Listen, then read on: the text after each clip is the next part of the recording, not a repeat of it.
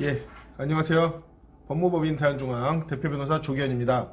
오늘은 동업계약 해지 시 문제가 될 만한 쟁점 한 가지를 살펴보도록 하겠습니다. 실제로 동업계약을 체결할 때 많은 경우에 장부 등 형태와 그리고 실질, 투자금이나 노동력의 제공 등 실질이 일치하지 않는 경우가 있습니다.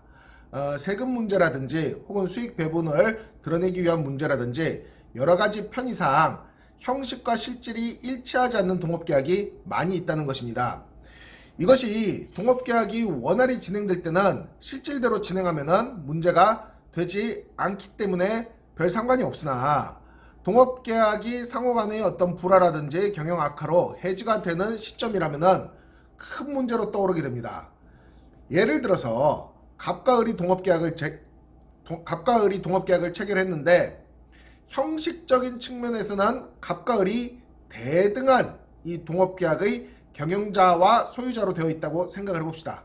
그런데 원래는 실제로 이 업체는 갑이 세웠고 실질적으로도 갑의 자본과 갑의 노동력이 훨씬 많이 투여된 동업계약이다 라고 간주를 해볼 때 갑과 을이 헤어지는 시점에서 을은 형식에 맞춰서 형식에 따른 자신의 지분을 모두 돌려받기를 원할 것이고 갑은 실질에 맞춰서 실질에 따라서 을이 기여한 정도만큼만 돌려주고 동업계약을 정산하고 싶을 것입니다.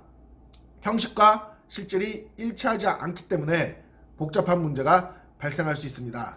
특히 이런 문제는 왜 많이 발생하냐면은 지금 사안으로 다시 돌아가 봐서 갑처럼 단독 경영자, 단독 소유주로서 기업을 경영하던 사람이 우수한 인재를 영입할 때 동업자로서 실질보다 과도한 형식적인 대우를 마련해 놓기 때문에 실질과 형식의 차이가 나는 경우가 많이 있습니다.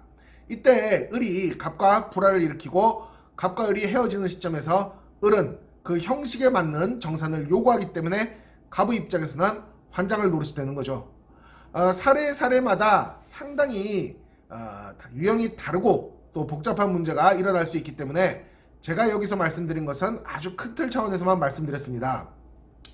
특히 이 동영상을 보고 계신 분들 중에서 갑 같은 동업계약을 청산할 때 동업자에게 정산을 해줘야 되는데 실질적으로 상대가 기여한 것은 없으나 형식적으로 상대의 지분이 너무 높이 잡혀 있어가지고 곤란을 겪는 대표님들이라면은 빨리 변호사와 신속히 상담을 하는 쪽이 좋습니다. 형식이 실질과 다를 때 실질에 맞춰가지고 형식을 억제시키고 실질에 맞는 정산을 할 수 있는 방법을 변호사와 연구해서 찾아볼 필요가 있습니다. 법무법인 대한중앙 대표 변호사 조기현이었습니다.